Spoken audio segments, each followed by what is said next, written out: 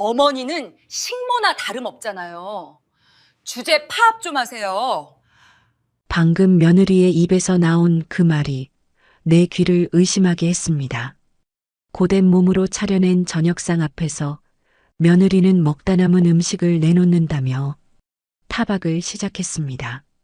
사소한 말다툼이 커지던 순간 며느리의 입에서 결국 그 비수가 날아와 심장에 박혔습니다.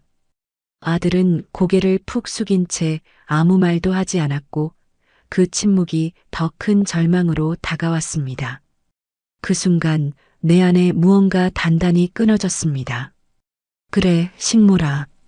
평생을 바친 대가가 고작 이것이라면 이제 그만둘 때도 되었지. 저는 조용히 수저를 내려놓으며 이제는 더 이상 참지 않겠다고 다짐했습니다. 이바구 시작 전에 구독과 좋아요 눌러주시면 놀라운 인생 사연들을 누구보다 먼저 무료로 만나보실 수 있습니다. 그 끔찍한 저녁이 있기까지 수많은 날들이 있었습니다. 비슷한 모멸감과 서러움이 강물처럼 내 발밑을 적시던 그런 날들 말입니다. 모든 것은 아주 사소한 것에서부터 시작되었습니다.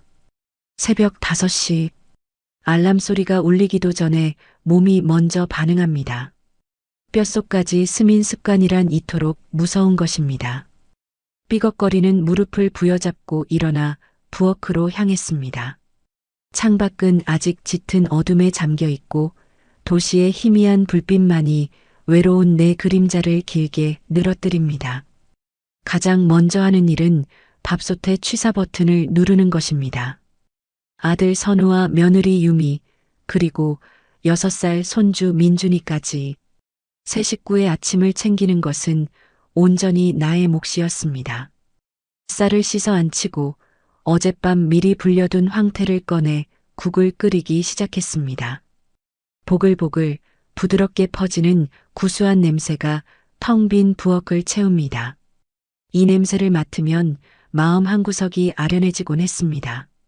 먼저 세상을 떠난 남편이 유독 좋아하던 국이었기 때문입니다. 그이가 살아있었다면 내가 이런 취급을 받으며 살고 있지는 않았을 텐데. 부질없는 생각이 꼬리를 물고 피어오릅니다. 국이 끓는 동안 계란말이를 하고 냉장고에 있는 밑반찬들을 꺼내 정갈하게 담습니다. 이 모든 것을 하는 동안 발소리 하나 내지 않으려 애썼습니다. 유미는 잠기가 밝았습니다. 작은 소리에도 잠을 깬다며 신경질을 내기 일쑤였죠. 이 집의 주인이 누구인데 나는 도둑고양이처럼 살금살금 움직여야만 했습니다. 식탁 위에 정성껏 차린 아침상을 두고 돌아서려는데 안방 문이 열리며 유미가 날카로운 표정으로 나옵니다. 어머니, 또 황태국이에요? 제가 어제 된장찌개 먹고 싶다고 말씀드리지 않았어요? 아, 그게 선우가 어제 과음한 것 같아서 해장하라고. 선우 씨는 제가 챙겨요. 어머니는 그냥 제가 하라는 대로만 좀 해주세요. 어려운 부탁 아니잖아요. 유미는 찬물을 한 컵 들이켜고는 그대로 방으로 들어가 버립니다. 식탁에는 눈길 한 번 주지 않은 채 나는 차려놓은 국과 반찬들을 물끄러미 바라보았습니다. 아들을 위해 끓인 국은 순식간에 며느리의 심기를 거스른 잘못이 되어버렸습니다. 가슴 한구석에서부터 서늘한 바람이 불어오는 것 같았습니다. 잠시 후 선우가 부스스한 얼굴로 부엌으로 나옵니다. 식탁을 보더니 멋쩍게 웃으며 말합니다. 엄마, 잘 먹을게. 역시 엄마 국이 최고야. 선우는 허겁지겁 밥을 말아먹기 시작합니다. 나는 그 모습이 안쓰러우면서도 야속했습니다. 지금 이 순간에도 아내의 눈치를 보는 아들의 마른 등을 보며 나는 그저 마른 침을 삼킬 뿐이었습니다. 아침 식사가 끝나면 나의 진짜 업무가 시작됩니다. 선우와 유미가 출근하고 민준이를 유치원에 보낼 준비를 해야 합니다.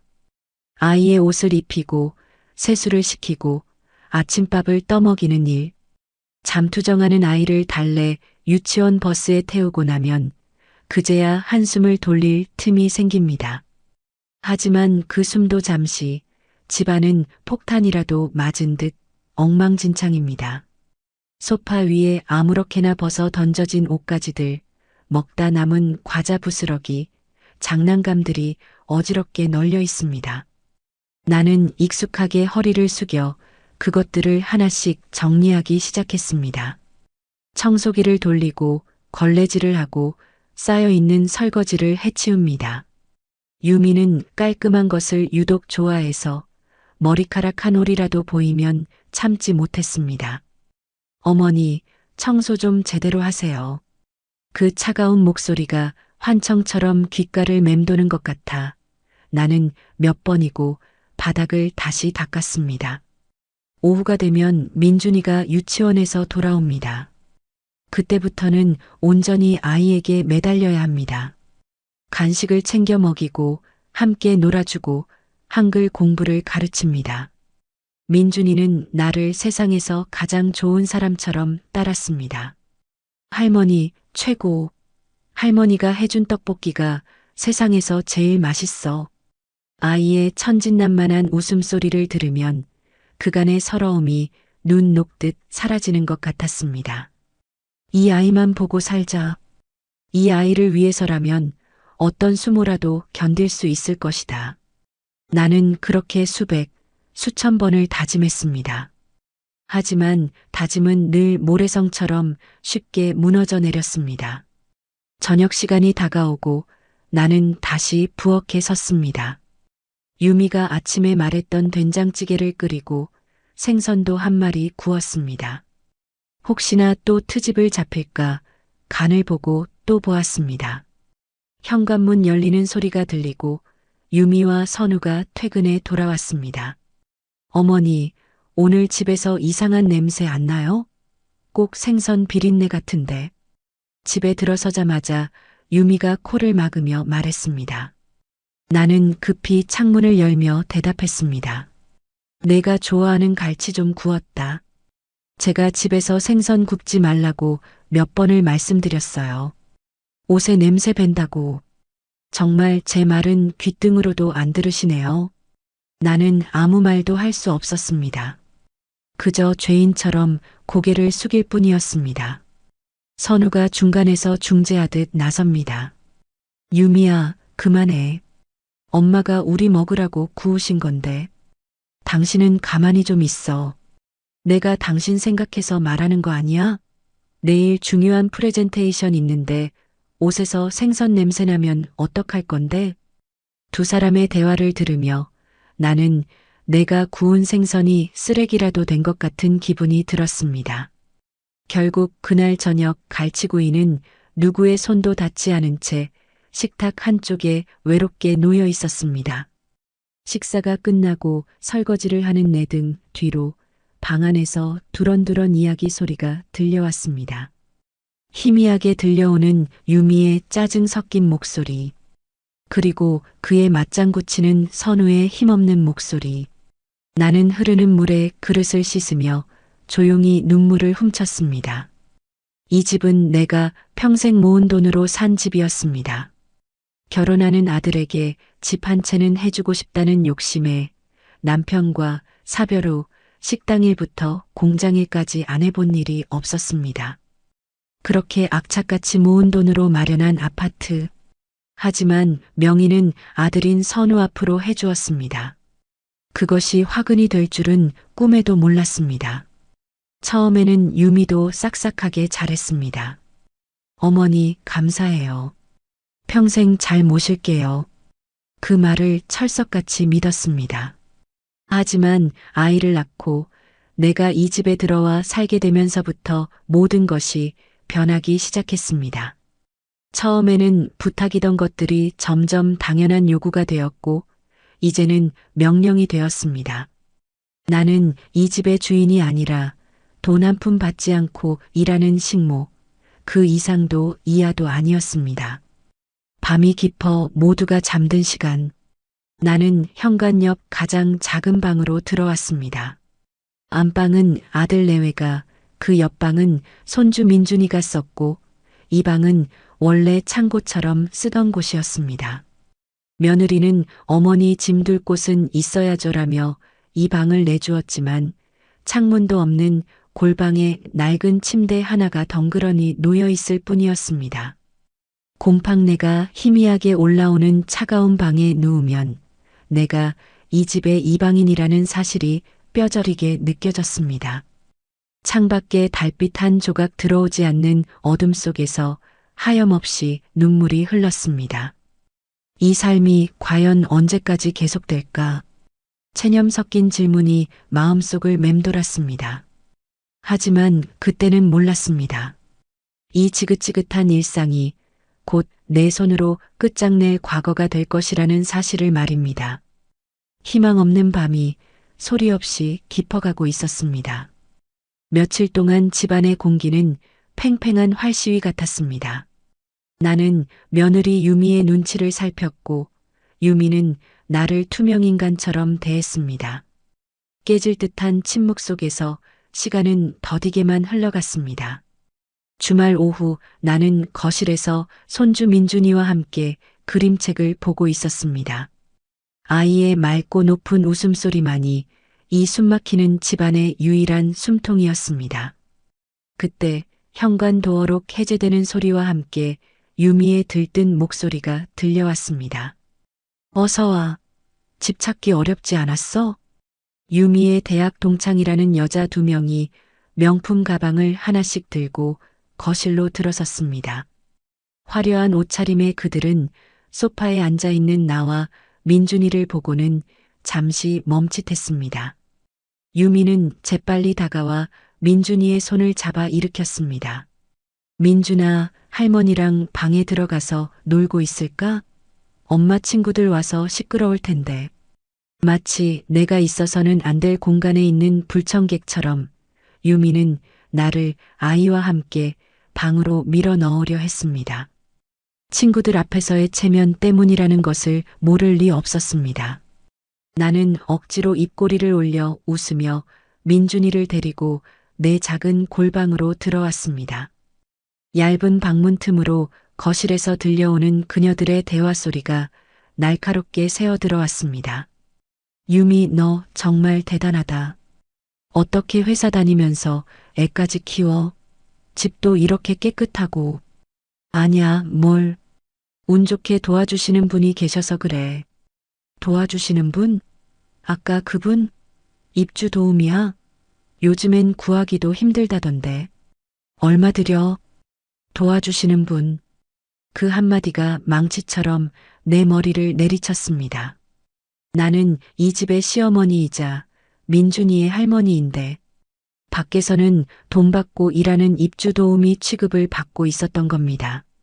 나는 귀를 막고 싶었지만 유미의 다음 말이 더 큰 비수가 되어 날아왔습니다.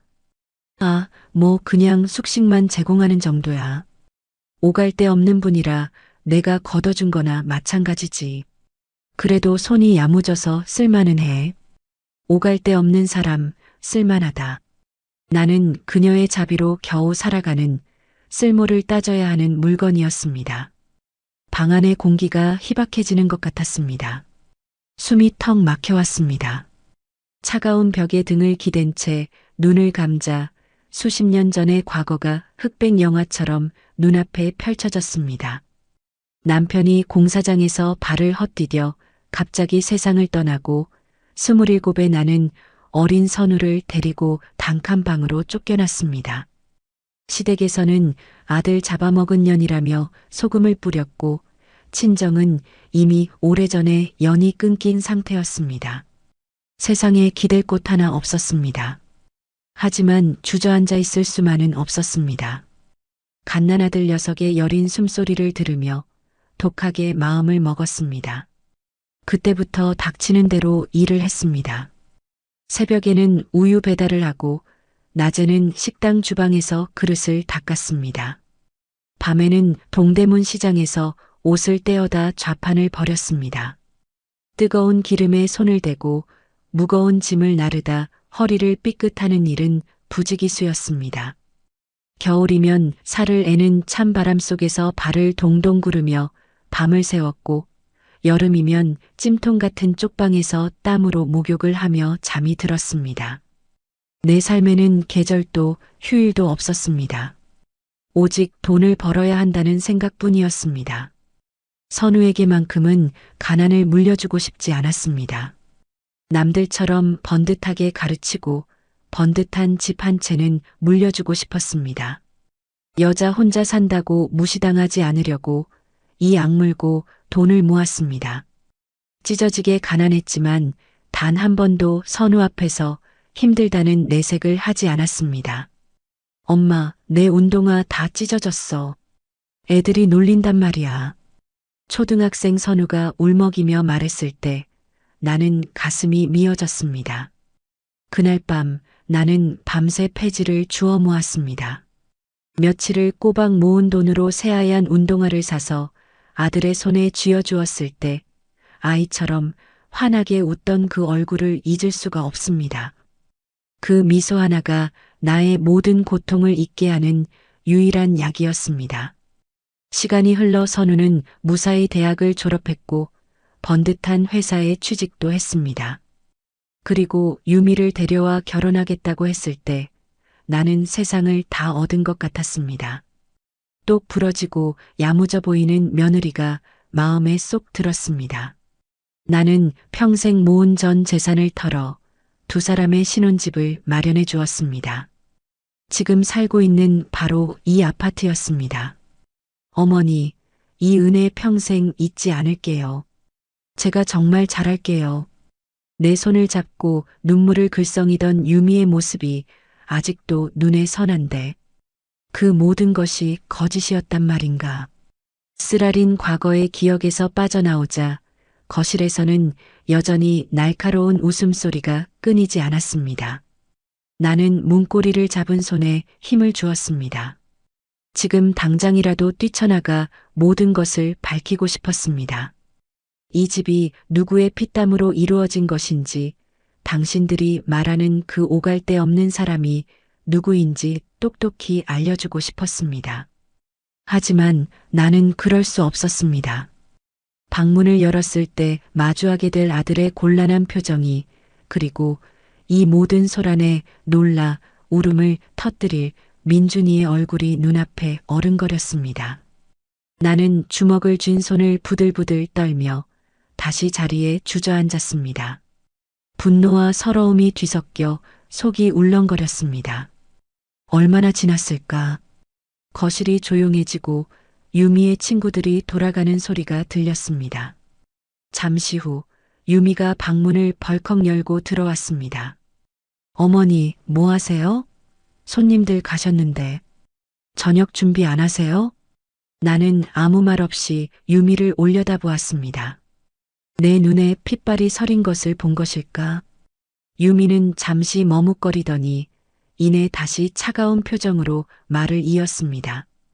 그리고 아까 제 친구들 앞에서 꼭 그렇게 죽상하고 계셔야 했어요? 보는 사람 불편하게. 일부러 그러시는 거죠? 일부러라니. 나는 기가 막혀 말이 나오지 않았습니다. 상처받은 사람에게 도리어 상처를 준 사람이 잘못을 따져 묻는 이 상황. 나는 더 이상 참을 수가 없었습니다. 예, 유미야. 내가 내 친구들한테 뭐라고 소개됐는지 아니? 그게 뭐 어때서요? 사실이잖아요. 저희 집에서 저희가 먹여주고 재워주니 어머니는 저희 도움받고 사는 거 맞잖아요. 너무나도 뻔뻔하고 당당한 태도에 나는 할 말을 잃었습니다. 말이 통하지 않는 사람이라는 것을 다시 한번 깨달았습니다. 더 이상의 대화는 무의미했습니다. 나는 자리에서 일어나 유미를 지나쳐 부엌으로 향했습니다. 내 어깨를 스치고 지나가는 유미의 몸에서 값비싼 향수 냄새가 역겹게 느껴졌습니다. 저녁을 준비하는 내내 손이 떨려왔습니다. 칼질을 하다가 손을 베일 뻔한 것이 여러 번. 뜨거운 냄비에 손을 대기도 했습니다. 하지만 그런 육체적인 고통은 아무것도 아니었습니다. 마음속에서 들끓는 분노와 배신감이 온몸을 잠식하는 것 같았습니다. 이대로는 안 된다. 이대로는 정말 내가 미쳐버리거나 죽어버릴 것만 같았습니다. 깊은 틈이 생겼고 그 틈으로 차가운 바람이 들어오기 시작했습니다. 무언가 단단히 잘못되어 가고 있다는 불길한 예감이 온몸을 휘감고 있었습니다. 며느리의 친구들이 다녀간 이후 저는 필요할 때 외에는 제 방에서 나오지 않았습니다. 좁고 곰팡내 나는 골방이었지만 며느리의 가시 돋친 눈빛과 마주하는 거실보다는 차라리 편안했습니다. 그곳에서 저는 낡은 사진첩을 꺼내보곤 했습니다. 남편과 함께 찍은 흑백 사진, 아들 선우의 돌사진, 초등학교 입학식 사진, 행복했던 순간들이 파노라마처럼 스쳐 지나갈 때면 지금의 내 처지가 더욱 비참하게 느껴졌습니다. 하지만 그런 침묵의 평화는 오래가지 않았습니다. 그날은 아들 선우의 생일이었습니다. 저는 이른 새벽부터 일어나 미역국을 끓이고 아들이 좋아하는 잡채와 갈비찜을 준비했습니다. 하룻밤 사이 퉁퉁 부은 눈으로 저는 며느리와의 갈등을 잠시 잊고 오직 아들을 위한 생일상을 차리는 데만 몰두했습니다. 제 사랑을 보여줄 유일한 방법이었으니까요. 아침 식사 시간, 유미는 평소와 달리 별다른 타박 없이 묵묵히 식사를 했습니다. 저는 그 침묵이 폭풍 전의 고요함처럼 불안하면서도 한편으로는 안도했습니다. 제 남편 생일상 앞에서까지 모진 말을 하지는 않으려나 보다 그렇게 애써 좋은 쪽으로 생각했습니다. 선우는 오랜만에 받아보는 푸짐한 생일상에 아이처럼 기뻐했습니다. 와, 엄마. 최고다. 역시 생일에는 엄마가 끓여준 미역국이지. 잡채랑 갈비찜까지 고마워, 엄마. 저는 아들의 그 말 한마디에 그간의 서러움이 조금은 씻겨나가는 듯 했습니다. 그래, 이것만으로도 족하다. 아들이 이렇게 좋아하지 않는가. 하지만 그 짧은 평화는 유미가 식탁 위에 무심하게 던져놓은 작은 선물 상자에 의해 산산조각이 났습니다. 선우 씨 생일 축하해. 별건 아니고 당신 지난번부터 갖고 싶어 하던 거. 상자 안에는 스위스제 명품 시계가 번쩍이는 빛을 뿜어내며 들어 있었습니다. 선우의 입이 떡 벌어졌습니다. 어쩔 줄 몰라 하며 시계와 유미의 얼굴을 번갈아 쳐다보았습니다. 유미야, 이게 얼마짜린데 이걸 어떻게 무리한 거 아니야? 무리하긴. 당신 기 살려주고 싶었어. 회사에서도 이 정도는 차줘야 사람들이 무시 안 하지. 내 남편인데. 두 사람 사이를 오가는 값비싼 선물과 다정한 대화. 수백만 원짜리 시계가 오가는 그들만의 세상. 제가 밤새 정성껏 차린 생일상은 순식간에 값어치 없는 배경으로 전락했습니다. 저는 그들만의 세상에 끼어들 수 없는 구시대의 유물 같은 존재가 된 기분이었습니다. 유미는 그런 제 마음을 꿰뚫어 보기라도 한 듯 저를 힐끗 쳐다보며 보란 듯이 말했습니다. 어머니는 뭐 준비하신 거 없으세요? 하나밖에 없는 아들 생일인데. 그 말에 제 얼굴이 화끈거렸습니다. 평생 돈만 알고 살았지 자식의 생일 선물을 따로 챙겨본 기억이 없었습니다. 그저 따뜻한 밥 한 끼, 좋아하는 반찬 하나 더 해먹이는 것이 저의 유일한 사랑 표현 방식이었습니다. 제가 우물쭈물 대답을 못하자 유미는 기다렸다는 듯이 혀를 차며 말했습니다. 하긴 어머니가 돈이 어디 있으시겠어요. 제가 이해해야지. 그쵸? 선우 씨, 어머니 선물은 이걸로 내가 대신 준비한 걸로 쳐. 그 말은 저에게 당신은 아들 생일조차 챙길 능력이 없는 무능하고 가난한 엄마라고 공개적으로 낙인 찍는 것과 같았습니다. 저는 숟가락을 든 채 그대로 굳어버렸습니다. 선우는 이 얼어붙은 분위기를 수습하려는 듯 서둘러 말을 돌렸습니다. 아냐, 유미야. 그런 말이 어딨어. 엄마가 차려주신 이 밥상이 최고의 선물이지. 그치, 엄마?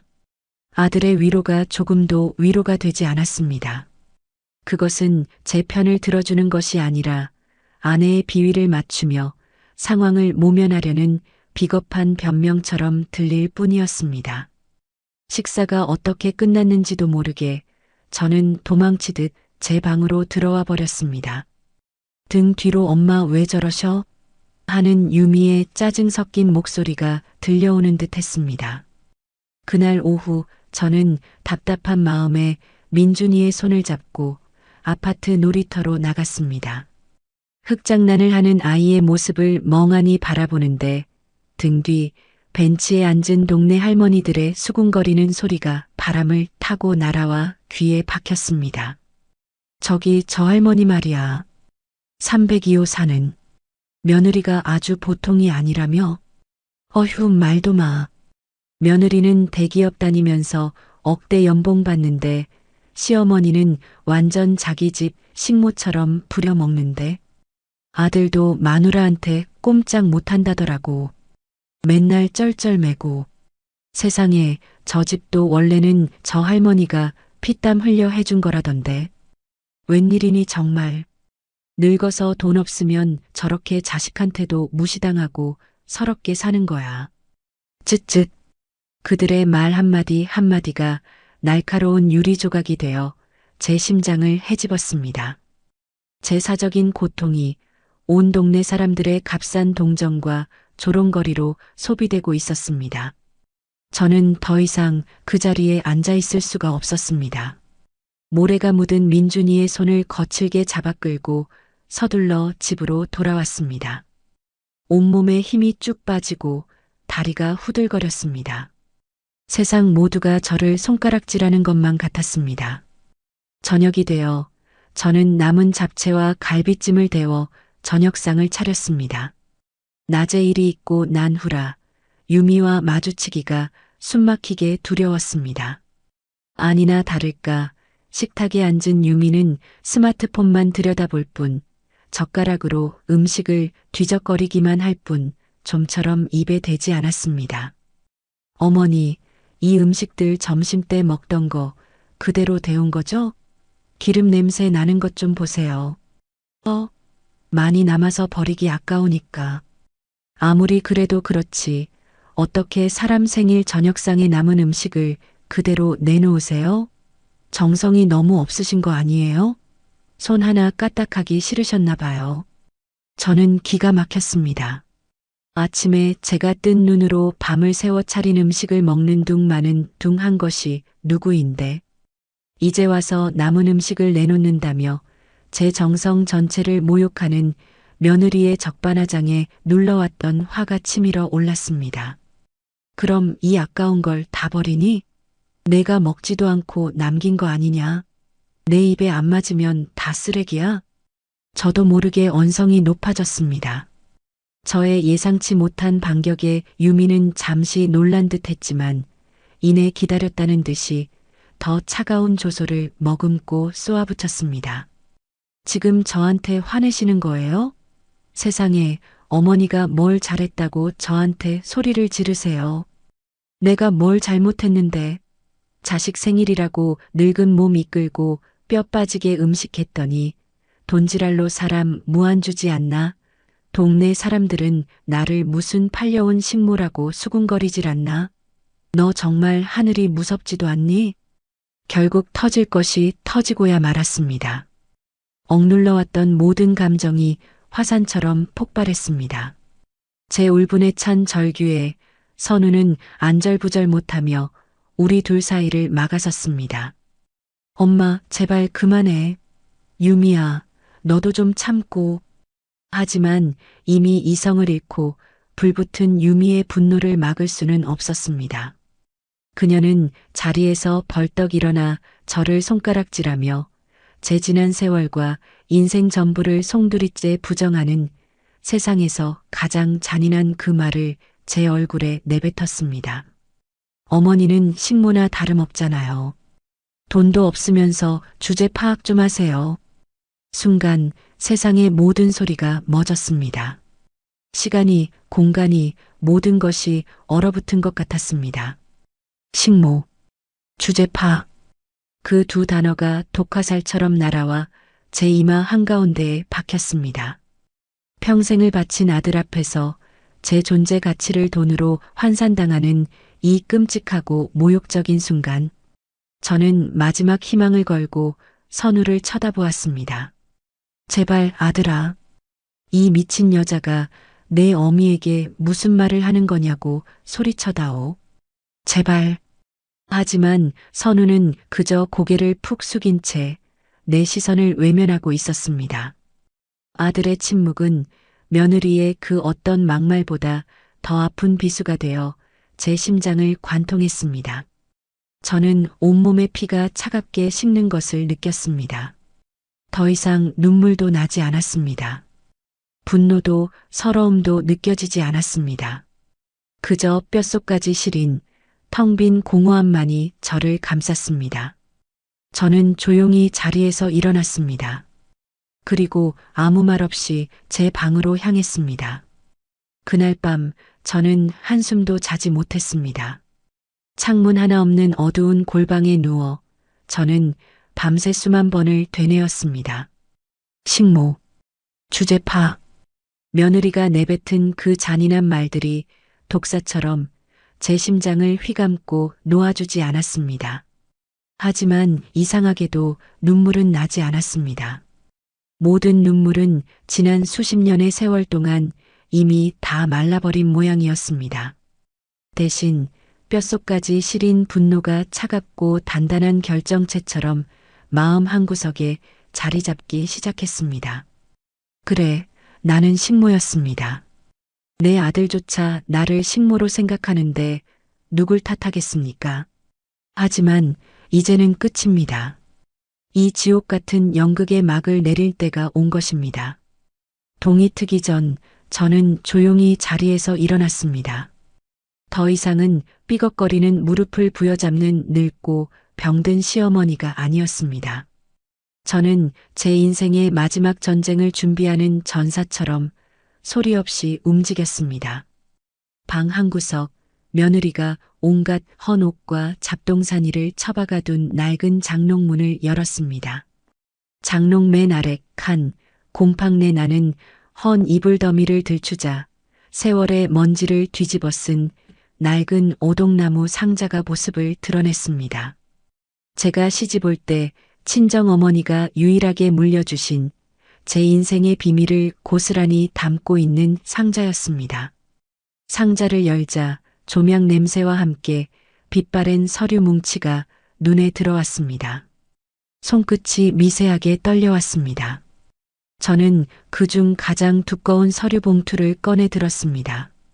10년 전 이 아파트를 선우의 명의로 이전해 주던 날 만일의 사태를 대비해 법무사로 일하던 제 오랜 친구에게 부탁해 공증까지 받아두었던 서류들이었습니다.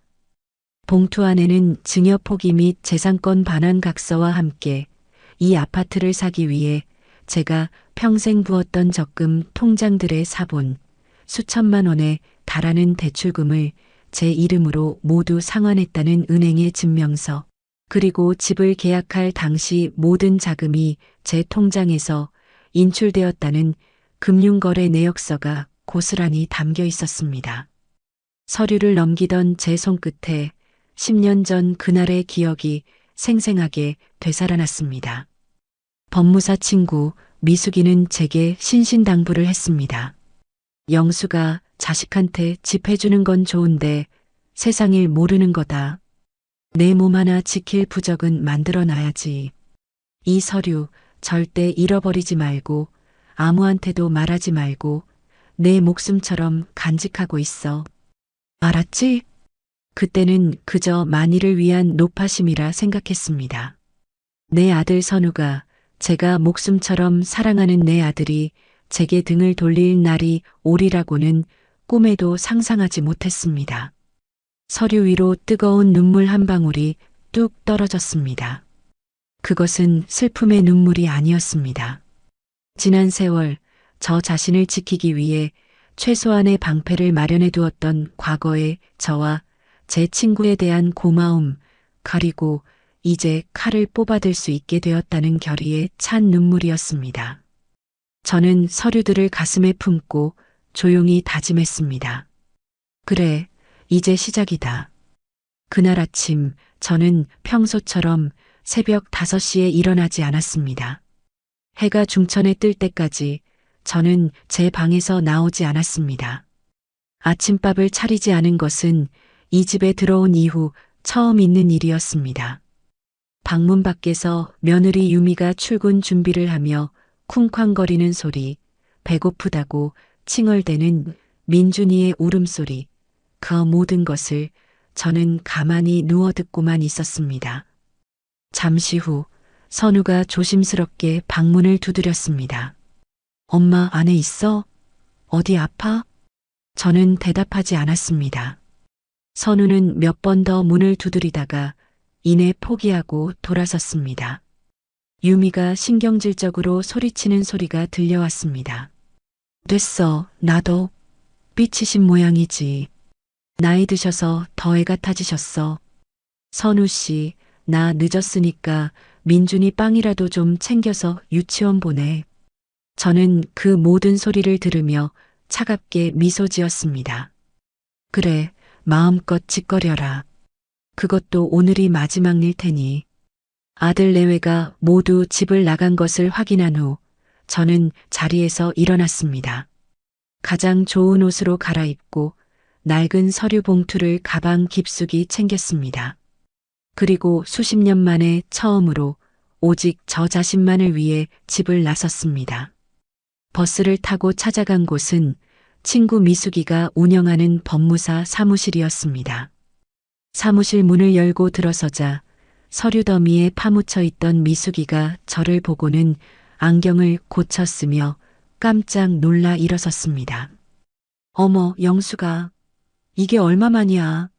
웬일이야, 여기까지. 근데 얼굴이 왜 이렇게 반쪽이 됐어? 저는 말없이 서류 봉투를 내밀었습니다. 미숙이는 서류를 받아들고는 이내 심각한 표정으로 저를 바라보았습니다.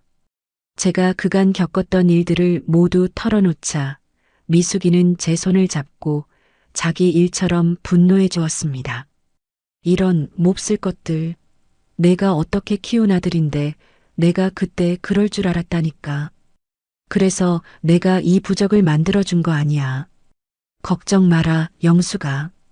법적으로는 이 집 완벽하게 내 집이야. 명의만 아들 앞으로 되어 있는 신탁 재산이나 마찬가지라고. 당장 소송 들어가면 돼. 미숙이의 확신에 찬 말에 저는 불안했던 마음이 조금은 진정되는 것을 느꼈습니다.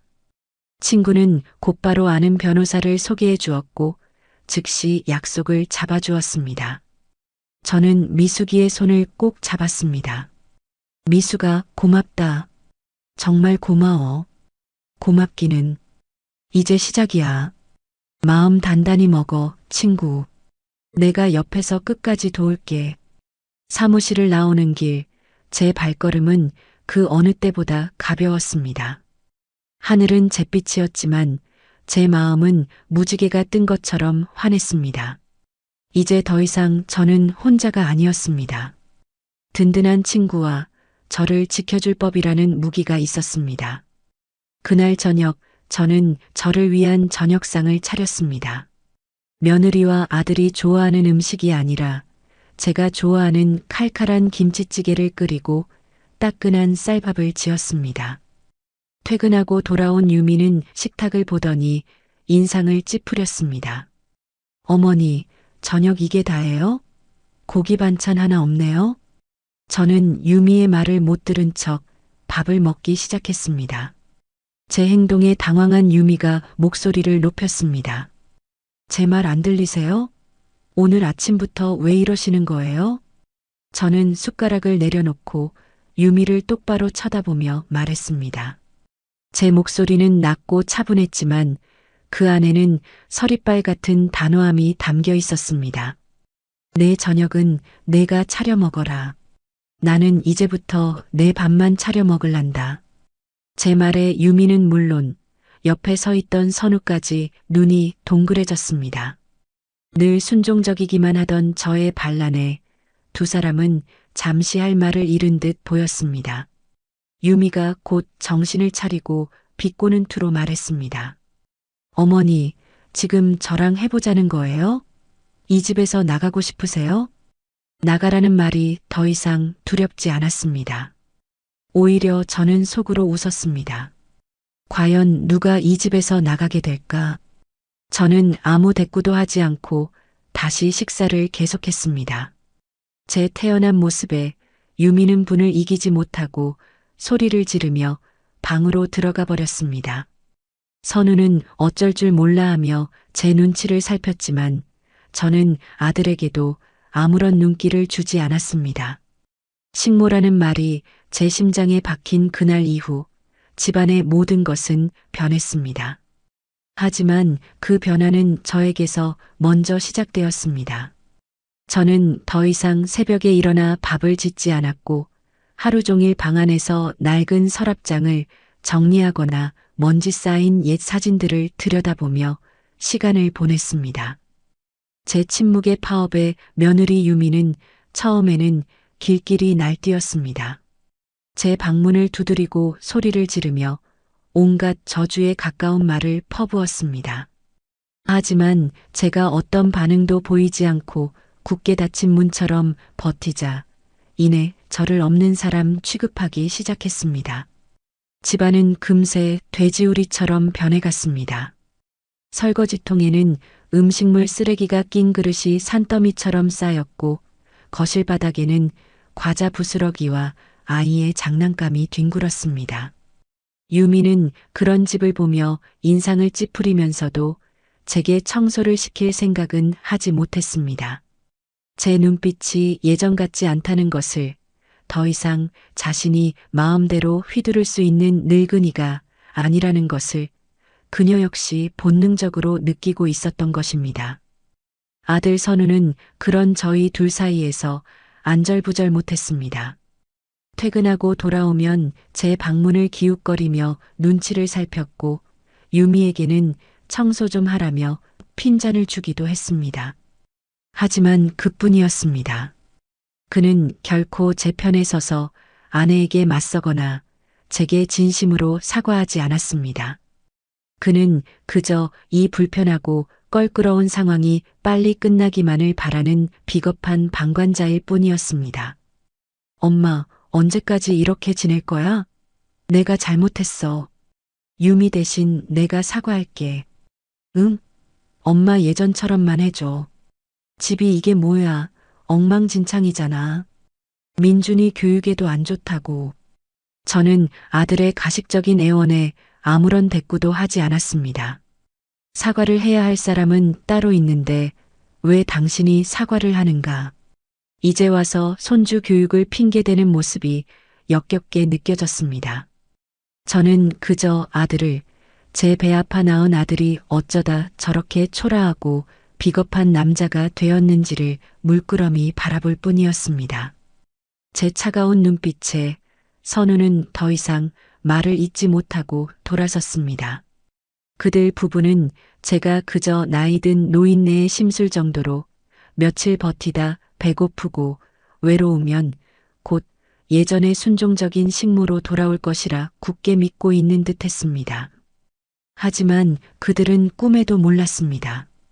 제가 그들의 안락한 보금자리 밑에서 얼마나 치밀하고 무서운 반격의 도화선에 불을 붙이고 있는지를. 그들은 보란듯이 주말이면 외식을 하고 값비싼 물건들을 사들이며 저를 압박했습니다. 유미는 일부러 거실에서 큰 소리로 통화하며 제 신경을 긁었습니다. 자기야. 우리 이번 주말에 제주도 갈까? 신라 호텔 스위트룸으로. 시어머니는 집에만 계시니 집 잘 보시겠지 뭐. 경비, 걱정 마. 내 카드로 긁으면 돼. 저 들으라는 소리였습니다. 당신은 돈도 없고 갈 곳도 없는 늙은이니 우리가 이렇게 당신의 피땀이 밴 집에서 호의호식하는 걸 구경이나 하라는 무언의 압박. 저는 그 모든 멸시와 조롱을 묵묵히 제 안의 분노라는 화약고에 차곡차곡 쌓아두었습니다. 그래, 마음껏 즐겨라. 그 집에서 누리는 마지막 호사가 될 테니. 아들 내외가 제주도로 여행을 떠난 주말 아침, 저는 드디어 때가 왔음을 직감했습니다. 분주하게 화장을 하고 장롱에서 가장 좋은 외출복을 꺼내 입었습니다. 젊었을 때 큰맘 먹고 맞췄지만 아까워서 몇 번 입어보지도 못한 비싼 옷이었습니다. 그리고 지난 며칠간 밤새워 정리하고 중요한 부분에 밑줄까지 쳐둔 제 인생이 담긴 낡은 서류 봉투를 소중히 가방에 챙겼습니다. 집을 나서기 전 저는 거실에 놓인 아들 내외의 커다란 결혼사진 액자를 잠시 바라보았습니다. 세상 가장 행복한 표정으로 활짝 웃고 있는 사진 속 두 사람. 그 거짓된 행복이 얼마나 허망한 모래성 위에 세워진 것인지를 저는 곧 깨닫게 해줄 참이었습니다. 제가 찾아간 곳은 친구 미숙이가 소개해준 강남의 한 법률사무소였습니다. 김유진 변호사. 미숙이는 이 분야에서 가장 냉철하고 실력 있는 사람이라며 여자 혼자 싸워야 하는 제게 큰 힘이 되어줄 것이라고 신신당부했습니다. 사무실 문을 열자 단정한 정장 차림의 젊은 여변호사가 저를 맞았습니다. 그녀의 눈빛은 차가웠지만 그 안에 숨겨진 예리함과 총명함을 느낄 수 있었습니다. 박영숙 어머님 오셨습니까? 친구분께 말씀은 전해 들었습니다. 이쪽으로 앉으시죠. 저는 떨리는 손으로 서류 봉투를 건넸습니다. 김 변호사는 서류들을 한 장 한 장 꼼꼼하게 검토했습니다. 그녀의 눈빛이 각서의 공증 날짜와 금융거래 내역서의 액수를 오갈 때마다 저는 마른 침을 삼켰습니다. 한참 동안 서류를 들여다보던 김 변호사는 이윽고 고개를 들어 저를 보며 확신에 찬 미소를 지었습니다. 어머님, 완벽합니다. 상대방이 반박할 여지가 거의 없습니다. 이 정도 증거라면 이 싸움은 해볼 만한 것이 아니라 우리가 이기는 싸움입니다. 이기는 싸움. 그 한마디에 제 온몸의 긴장이 풀리는 듯 했습니다. 김 변호사는 제가 이해하기 쉽도록 어려운 법률 용어를 쓰지 않고 차근차근 상황을 설명했습니다. 제가 아들에게 집을 사준 행위는 법적으로 완전한 증여가 아니라 소유권은 제게 남겨둔 채 명의만 빌려준 것에 해당될 가능성이 매우 높다는 것이었습니다. 그렇기에 저는 언제든 그 명의 신탁을 해지하고 집의 소유권을 온전히 되찾아올 수 있다는 것이었습니다. 소송을 바로 진행할 수도 있지만 어머님의 목적이 단순히 집을 되찾는 것을 넘어 아드님과 며느님에게 분명한 메시지를 주는 것이라면 다른 방법도 있습니다. 먼저 이 집을 제3자에게 매각하는 절차를 진행하는 겁니다. 실소유주가 어머님이시기 때문에 법적으로 아무런 문제가 없습니다. 계약이 완료된 후 소유권 이전 등기 날짜에 맞춰 그들에게 퇴거를 통보하는 겁니다. 소송이라는 지저분한 싸움 없이 가장 빠르고 확실하게 그들에게 충격을 줄 수 있는 방법입니다. 변호사의 말에 제 눈이 번쩍 뜨였습니다. 피를 나눈 자식과 법정에서 얼굴을 붉히는 끔찍한 상황을 피하면서도 가장 확실하고 통쾌하게 복수할 수 있는 방법이었습니다. 변호사님, 그렇게 하겠습니다. 그렇게 해주십시오. 저 더 이상 그 사람들과 한 공간에서 숨 쉬고 싶지 않습니다. 사무실을 나오며 저는 김 변호사에게 깊이 고개를 숙였습니다. 그녀는 제게 믿음직한 부동산 중개인을 연결해 주겠다고 약속하며 제 손을 따뜻하게 잡아주었습니다. 집으로 돌아온 저는 변호사 사무실에 들렀다는 사실을 그 누구에게도 알리지 않았습니다. 아들 내외는 제가 주말 내내 어디에 다녀왔는지조차 관심이 없었습니다. 그들은 여전히 저를 자신들의 집 한구석에 놓인 감정도 생각도 없는 낡은 가구쯤으로 여기고 있었습니다. 저는 그들의 무관심과 오만함 속에서 조용히 반격의 칼날을 갈고 닦았습니다. 며칠 뒤 김 변호사가 소개해준 부동산 중개인에게서 연락이 왔습니다. 저는 아들 내외가 출근한 틈을 타 중개인을 집으로 불렀습니다. 중개인은 집을 둘러보더니 위치와 상태가 좋아 금방 새 주인을 찾을 수 있을 것이라고 말했습니다. 저는 중개인에게 단 한 가지 조건을 내걸었습니다. 집을 보러 오는 사람이 있더라도 제가 집에 없을 때 아주 조용히 다녀가게 해주십시오. 아직 이 집에 사는 사람들은 이 집이 곧 팔릴 거라는 사실을 전혀 모릅니다. 절대 소문이 나서는 안 됩니다. 중개인은 제 비장한 표정과 단호한 말투에 의아한 표정을 지었지만 이내 베테랑답게 고개를 끄덕였습니다. 그날 이후 저는 하루에도 몇 번씩 핸드폰을 들여다보았습니다. 모르는 번호로 전화가 올 때마다 심장이 철렁 내려앉았습니다. 며느리가 집에 있을 때 전화가 올까봐 저는 핸드폰을 늘 무음으로 해두고 품속에 품고 다녔습니다. 그렇게 피를 말리는 며칠이 흘렀습니다. 그러던 어느 날 오후 드디어 중개인에게서 전화가 걸려왔습니다. 사모님, 집을 아주 마음에 들어하는 분이 나타났습니다. 신혼부부인데 다른 곳 볼 것도 없이 바로 계약하고 싶다고 하십니다. 가격도 시세보다 조금 더 쳐주겠다고 합니다.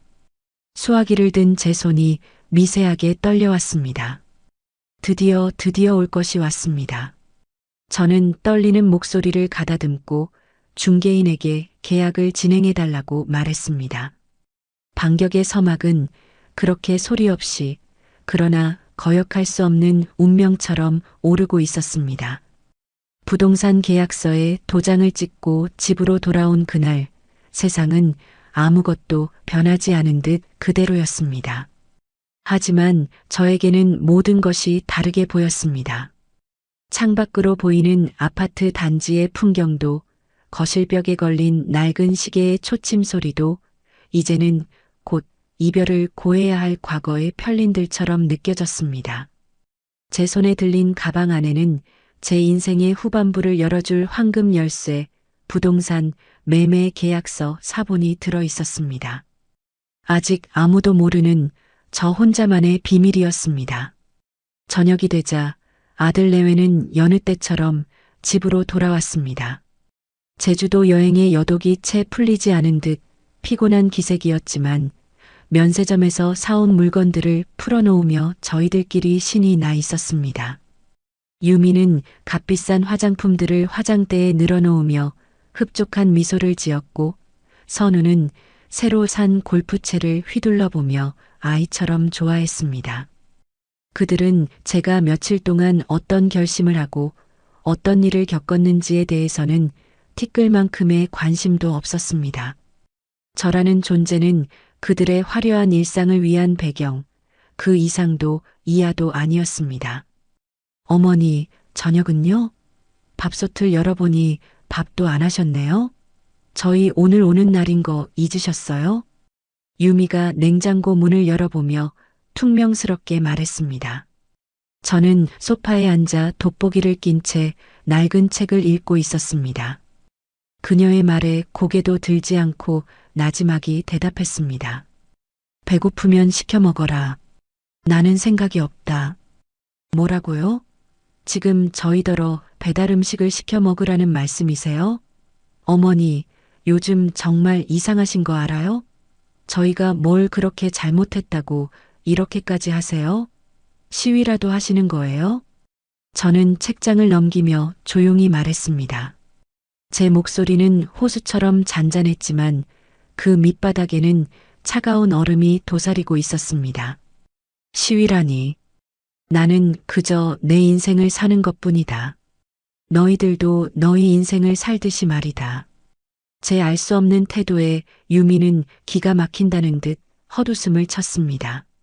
선우가 다가와 유미의 어깨를 감싸며 저를 향해 말했습니다. 엄마, 그만해. 유미도 피곤해서 그래. 우리 그냥 시켜 먹자, 여보. 엄마, 뭐 드시고 싶은 거 없어? 시켜드릴게. 아들의 위선적인 친절에 속이 울렁거렸습니다. 저는 책을 덮고 자리에서 일어나 제 방으로 향했습니다.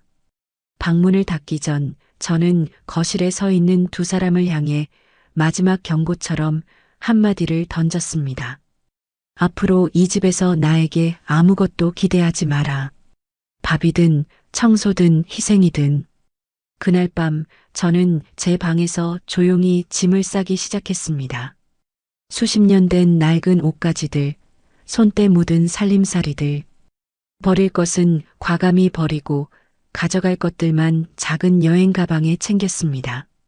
남편의 유일한 유품인 낡은 손목시계, 선우의 베넷 저고리, 그리고 민준이가 처음으로 제게 그려준 삐뚤빼뚤한 제 얼굴 그림.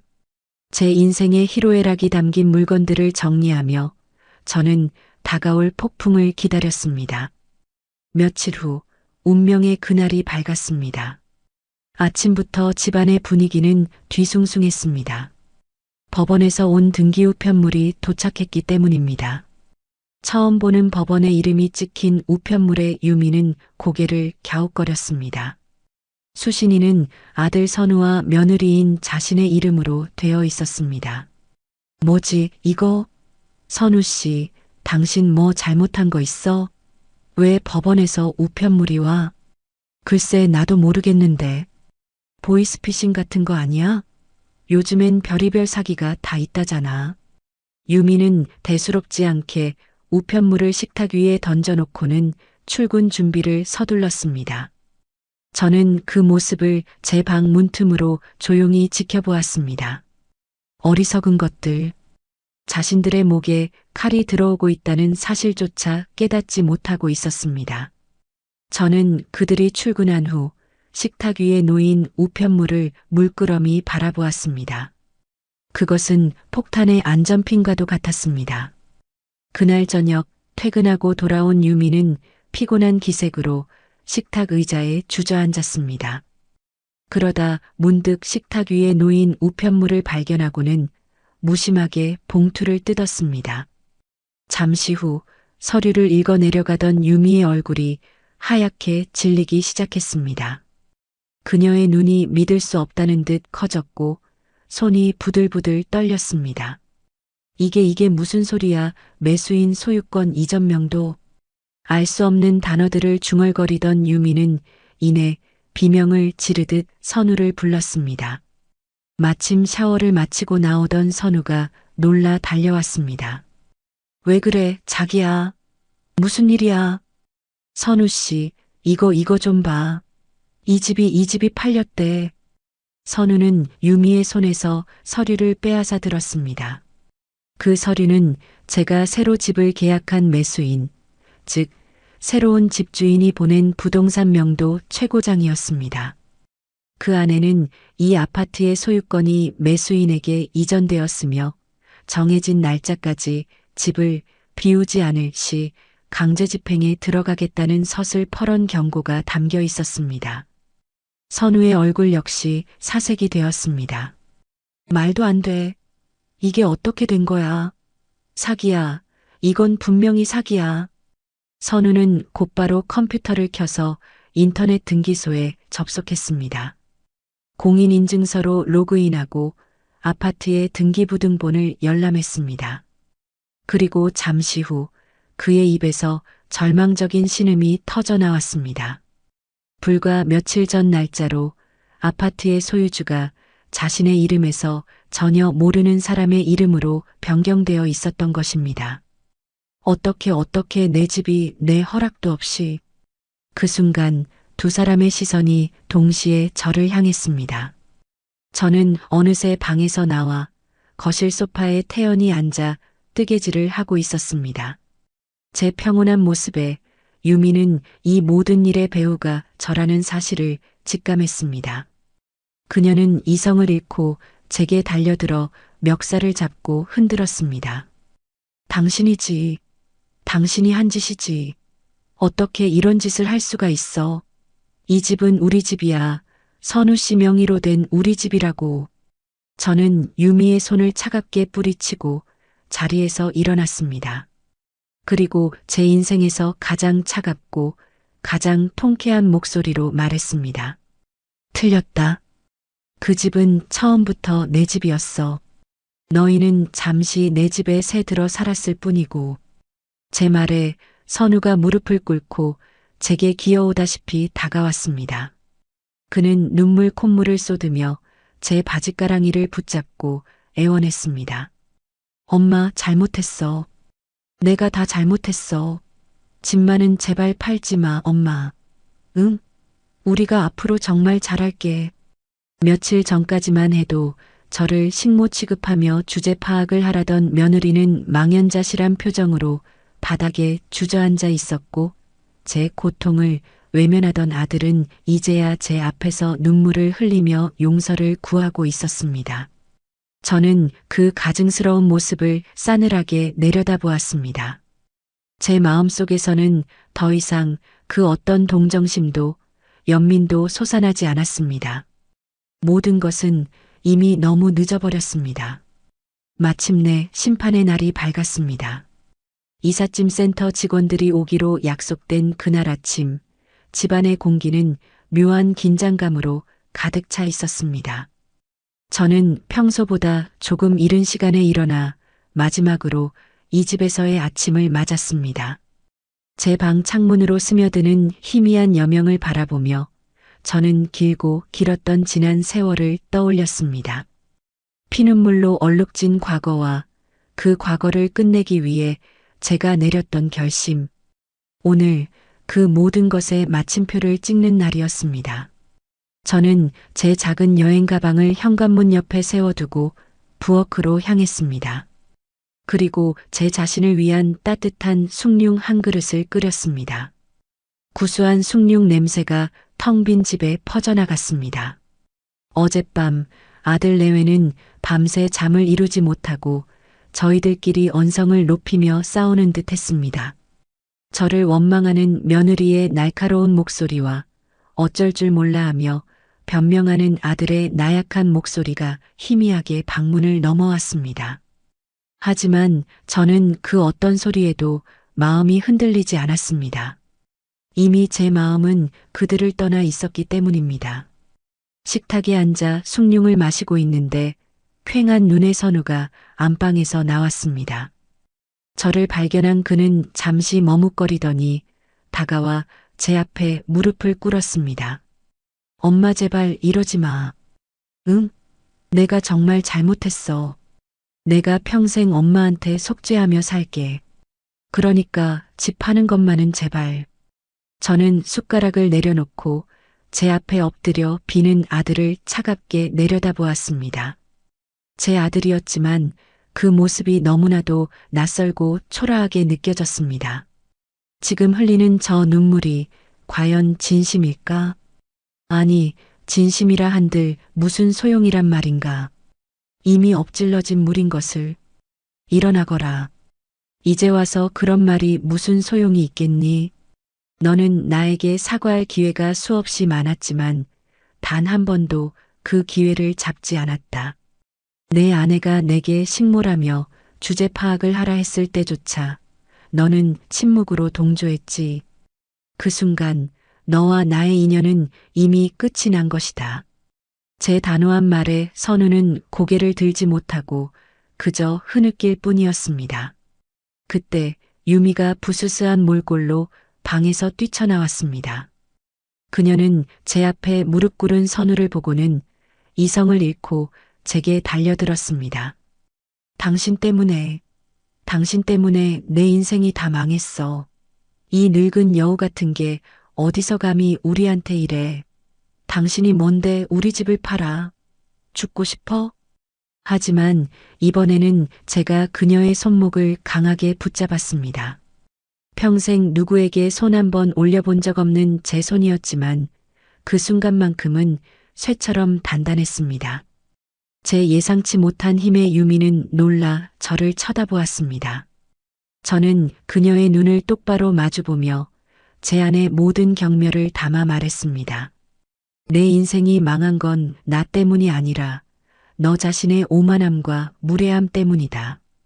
그리고 이 집은 너희 집이 아니라 내 집이다.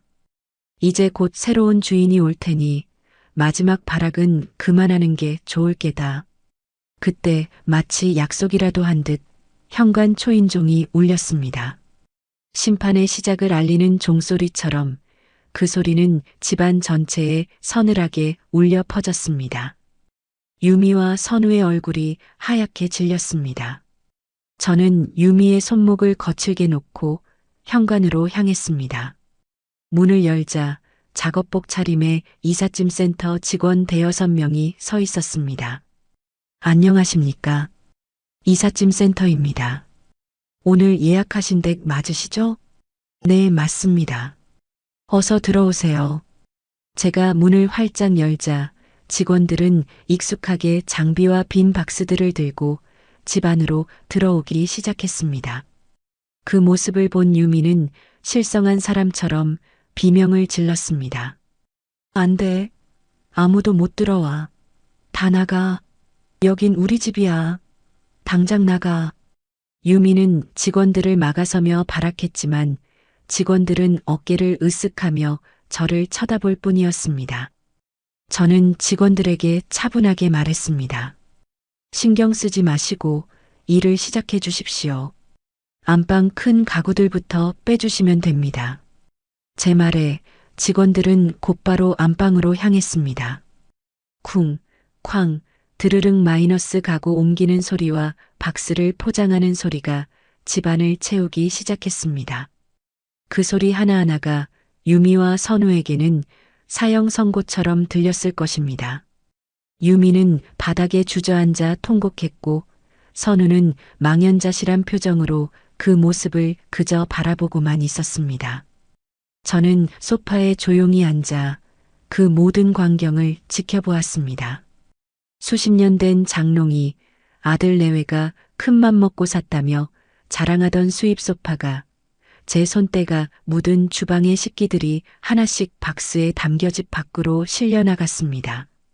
제 피와 땀 그리고 눈물이 담긴 이 집이 마치 허물처럼 벗겨져 나가는 기분이었습니다. 시원하면서도 한편으로는 가슴 한구석이 아릿하게 저려왔습니다. 한참을 울던 유미가 갑자기 제 앞으로 기어와 선우가 그랬던 것처럼 제 바짓가랑이를 붙잡았습니다. 그녀는 눈물과 콧물로 범벅이 된 얼굴로 제게 애원하기 시작했습니다. 어머니, 제가 잘못했어요. 제가 정말 죽을 죄를 지었어요. 어머니한테 식모라니 제가 미쳤었나 봐요. 제발 한 번만 용서해 주세요. 네. 이 집만은 안 돼요. 저 여기서 쫓겨나면 갈 데가 없어요. 민준이는 어떡해요, 어머니. 이제 와서 손주를 핑계대는 그 모습이 너무나도 가증스러웠습니다. 저는 차갑게 그녀를 내려다보았습니다. 너는 내가 갈 데 없는 사람이라고 내 친구들 앞에서 조롱하지 않았니? 그리고 나는 내 손주를 버리는 게 아니다. 내 손주는 어디에 있든 내가 책임지고 보살필 것이다. 하지만 너희 부부는 아니다. 너희는 너희가 저지른 죗값을 치러야지. 제 단호한 말에 유미는 모든 희망을 잃은 듯 바닥에 쓰러져 다시 통곡하기 시작했습니다. 직원들은 묵묵히 짐을 날랐고 두어 시간이 지나자 으리으리했던 아파트는 텅 빈 동굴처럼 휑하게 변했습니다. 이제 남은 것은 현관 앞에 놓인 제 작은 여행 가방과 영혼이 빠져나간 듯 바닥에 주저앉아 있는 아들 내외뿐이었습니다. 모든 작업이 끝났다는 직원의 말에 저는 자리에서 일어났습니다.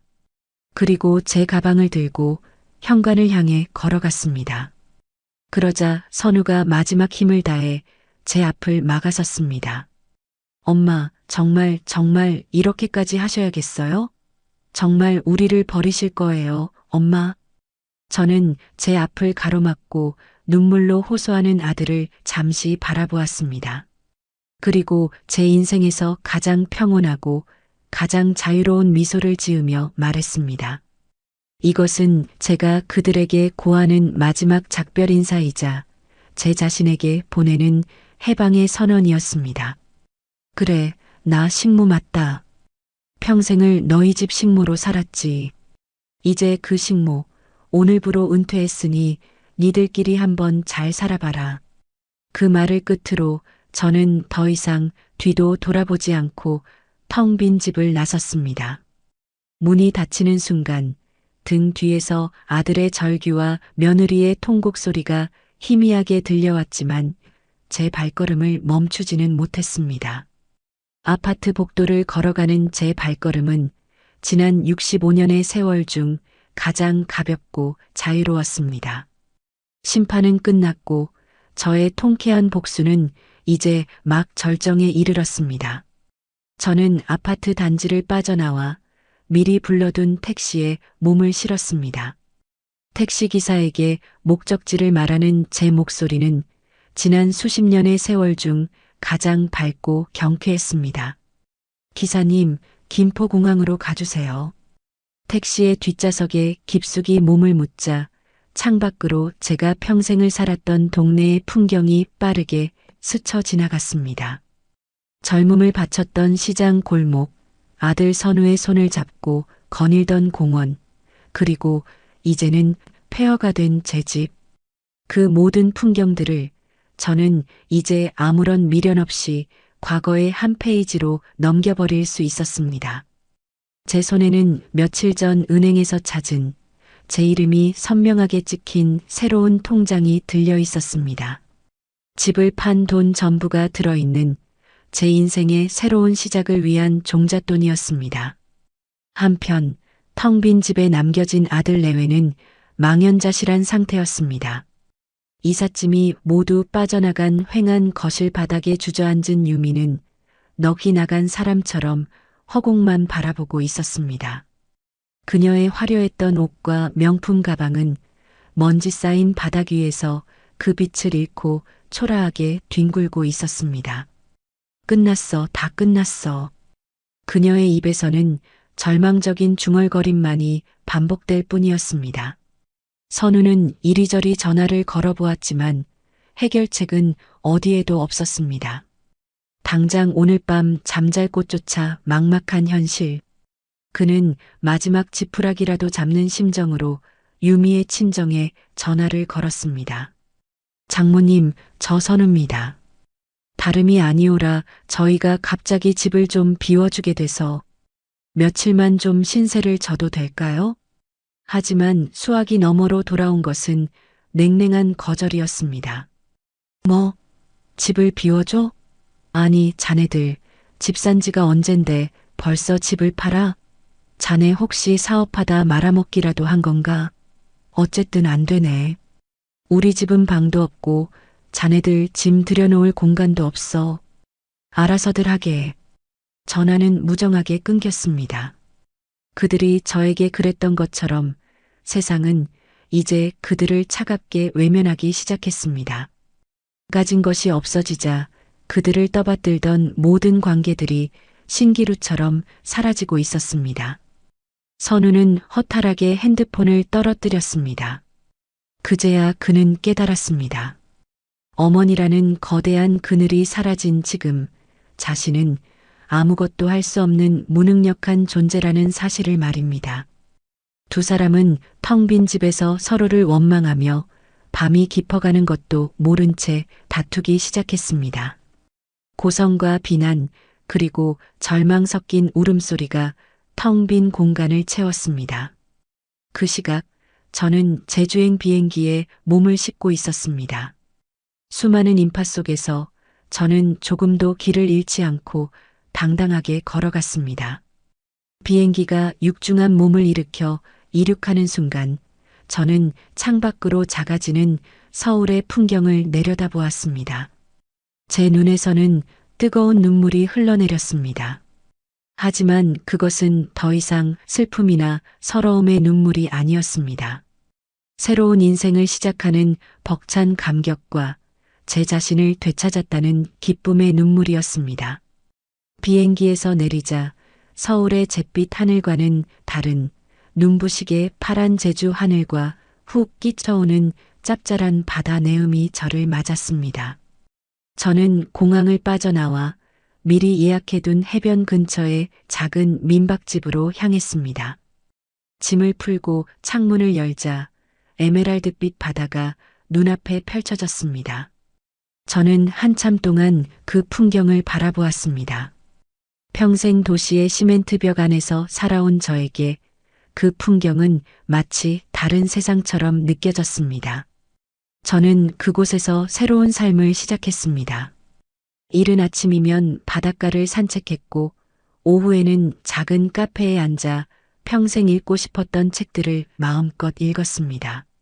저녁에는 동네 시장에서 신선한 해산물을 사다가 저 자신을 위한 건강한 밥상을 차렸습니다.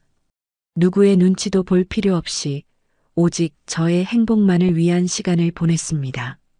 저는 그곳에서 새로운 이웃들을 사귀었습니다. 텃밭을 가꾸는 할머니, 귤 농사를 짓는 부부, 그리고 저처럼 서울 생활에 지쳐 내려온 젊은 화가까지. 우리는 서로의 아픔을 나누고 서로의 새로운 시작을 응원하며 든든한 벗이 되었습니다. 처음에는 낯설었던 제주의 사투리가 이제는 정겹게 들리기 시작했습니다. 어느 날은 부동산을 둘러보다 바다가 보이는 작은 돌담집을 발견했습니다. 저는 망설이지 않고 그 집을 계약했습니다. 그리고 그곳에 제 이름을 딴 작은 밥집을 열기로 결심했습니다. 영숙이네 밥상. 평생 남을 위해 짓던 밥을 이제는 저처럼 상처받고 위로가 필요한 사람들을 위해 따뜻한 마음을 담아 대접하고 싶었습니다. 밥집을 준비하는 동안 저는 예전 시장에서 일하던 때의 활기를 되찾았습니다. 낡은 집을 손수 고치고 정원에는 예쁜 꽃들을 심었습니다. 제 얼굴에는 고단함 대신 건강한 생기가 돌기 시작했습니다. 물론 가끔은 손주 민준이가 눈에 밟혔습니다. 제 유일한 핏줄이자 제 삶의 한 부분이었던 아이. 저는 변호사를 통해 매달 민준이를 위한 양육비를 보냈습니다. 아이가 성인이 될 때까지 부족함 없이 자랄 수 있도록 든든한 버팀목이 되어주고 싶었습니다. 아이에게는 미안했지만 저를 짓밟았던 그들 부모의 곁으로 돌아갈 수는 없었습니다. 그들은 그들 나름의 죗값을 치르며 살아가야 할 테니까요.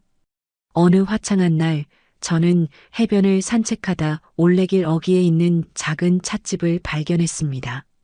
돌담으로 둘러싸인 아늑한 곳이었습니다. 그곳에서 차를 마시는데 찻집 주인이 제게 말을 걸어왔습니다. 그는 저와 비슷한 나이대의 남자로 아내와 사별하고 홀로 이곳에 내려와 찻집을 운영하고 있다고 했습니다. 우리는 비슷한 아픔을 공유하며 금세 가까워졌고 서로의 상처를 보듬어주는 좋은 친구가 되었습니다. 영숙 씨는 참 웃는 모습이 고우세요. 그런데 가끔 눈에 슬픔이 비치는 것 같아요. 그랬나요? 이제는 다 털어버렸다고 생각했는데. 그래도 괜찮아요. 슬픔도 제 인생의 한 부분이었으니까요. 우리는 함께 저녁 노을을 바라보며 맥주 한 잔을 기울이기도 하고 굳은 날에는 찻집에 앉아 빗소리를 들으며 옛 노래를 흥얼거리기도 했습니다. 저는 그와의 소박한 만남 속에서 잊고 살았던 설렘과 평온함을 느끼기 시작했습니다. 이제 저는 더 이상 누군가의 엄마, 누군가의 할머니, 누군가의 식모가 아니었습니다. 저는 온전한 나 박영숙이었습니다. 제 인생의 주인으로서 저는 비로소 다시 태어난 것입니다. 오늘의 이바구는 여기까지입니다. 누군가의 아내, 누군가의 엄마 그리고 누군가의 할머니로 불리며 자신의 이름을 잊고 살아온 한 여인. 그녀의 희생은 당연한 것이 되었고 그녀의 헌신은 식모의 노동으로 치부되었습니다. 우리는 이 이야기 속에서 묻게 됩니다. 가족이라는 이름 아래 우리는 얼마나 많은 것을 당연하게 여기며 살아가고 있는가. 가장 가까운 이에게 우리는 얼마나 많은 상처를 주고 또 받고 있는가. 박영숙 씨의 선택이 정답이라고 말할 수는 없을 겁니다. 모든 것을 등지고 떠나는 것만이 유일한 해결책은 아닐지도 모릅니다. 하지만 때로는 찢어진 편지를 다시 붙이려는 노력보다 그 편지를 고이 접어 바람에 날려보내는 용기가 필요할 때도 있습니다. 남겨진 국화 한 송이처럼 시들어가던 그녀의 마음은 이제야 비로소 제주의 따스한 햇살 아래 자신만의 색으로 활짝 피어났습니다.